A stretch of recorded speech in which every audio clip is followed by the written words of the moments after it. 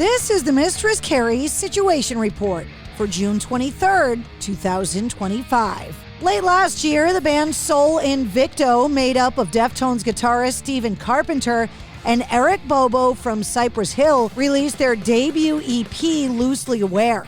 Now, Initium, a 21-minute concept single, is streaming on the band's Bandcamp. Soul Invicto are also promising that it'll hit all the major digital platforms on June 27th.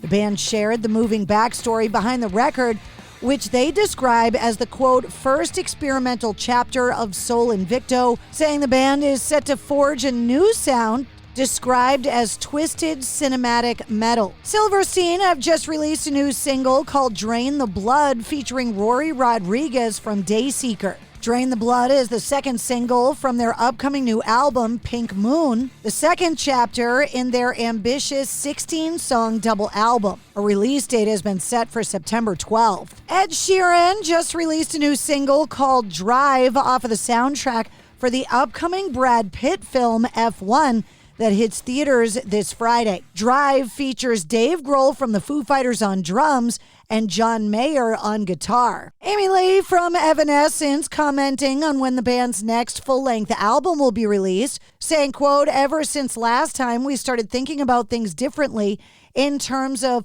do you make a whole album, put it out all at once? The pandemic hit, we had 4 songs recorded, and we weren't finished making songs for the album, so we just started putting them out. Now we've gone into the studio and like the idea of releasing songs when they're still fresh when we're working on the album. Just doing that throughout the year and then possibly releasing a full-length album early next year. Evanescence released the single Afterlife for the Devil May Cry soundtrack on Netflix, and also released a collaboration with K-Flay for the Ballerina soundtrack, the song Fight Like a Girl. Eric Vandlerberg from I Prevail talking about the band's new singles, Violent Nature and Into Hell, marking the first new music since the surprise departure of longtime vocalist Brian Burkheiser. Saying, quote, we're loving all types of music, and it's awesome to be able to filter that into our sound and put out records that we have. Whatever emotion you're looking for, we've probably got it.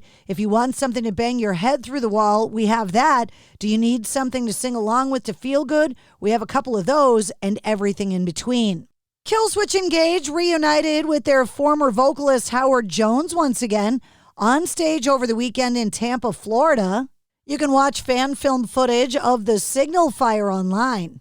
Killswitch Engage are out on the Summer of Loud tour with Beartooth, I Prevail, Parkway Drive, The Amity Affliction, The Devil Wears Prada, Alpha Wolf, and TX2. That includes the stop in Mansfield, Mass. At the Xfinity Center on July 22nd. AC/DC have announced a 5-city stadium tour in their home country of Australia, taking place November and December of 2025.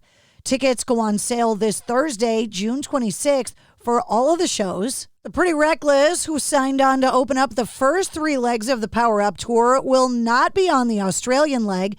Instead, special guests Amel and the Sniffers will open up for AC/DC. This year's Bonnaroo Music and Arts Festival, that was set to take place from June 12th to June 15th at the Farm in Manchester, Tennessee, was unexpectedly canceled on June 13th due to severe weather conditions. After receiving backlash over the initial response, organizers are now offering 100% refunds and revealed that they're not announcing any future plans. Speculation over the future of outdoor music festivals with severe weather are making some question whether or not these massive festivals will be possible in the future. Another woman has come forward with allegations over 30 Seconds to Mars lead vocalist Jared Leto, saying Leto knew she was underage when he pursued her, saying she was 17 and he was 34 at the time. The woman claims that Jared Leto even gave her the nickname Lolita. Dave Grohl joined Kim Deal for a rendition of the Pixies' Gigantic on stage in London. Back in 2022, the duo performed the song on stage at the Vet Aid charity concert, and they performed it on stage at Austin City Limits in 2023.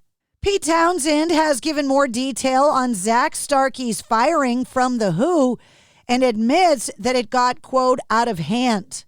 Pete Townsend also saying, quote, I'll probably get sacked next. And that's your sit rep. For more details on all of the stories, check the links in the show notes of this episode. And don't forget to like, comment, and subscribe to the Mistress Carrie Podcast. New full-length episodes come out every Wednesday. Episode 263 featuring Pat Badger from Extreme is available now.